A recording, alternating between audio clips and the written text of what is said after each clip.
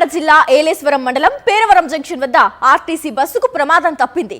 Auto అడ్డు రావడంతో sudden brake వేశాడు లారీ డ్రైవర్. వెనకాలే వస్తున్న ఆర్టీసీ బస్సు లారీని ఢీకొంది.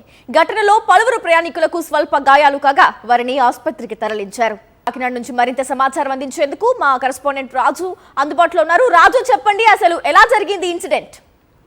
రైట్ గ్రేసి, ఏదైతే మనం చూస్తున్నామో ఈ ప్రమాదానికి మెయిన్ కారణం లారీ డ్రైవర్ సడన్ గా బ్రేక్ వేయడమే ఈ ప్రమాదానికి కారణంగా తెలుస్తుంది.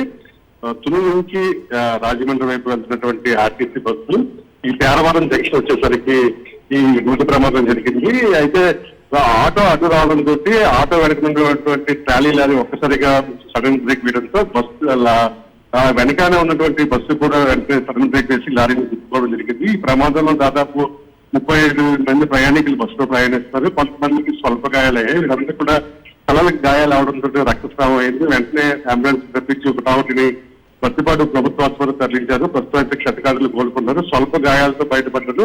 ఓవరాల్ గా చూసినట్లయితే ప్రమాదం త్రుటిలో తప్పిందని చెప్పుకోవచ్చు. ఎందుకంటే బస్సు నియంత్రణ కాకపోవడంతో జరగబోతే బస్సు వేగంగా వచ్చి బస్సు లారీ కొనే పరిస్థితి వచ్చింది. ఓవరాల్ గా చూసినట్టే క్షతగాతులు స్వల్ప గాయాలతో బయటపడ్డారు. Right, thank you Raju.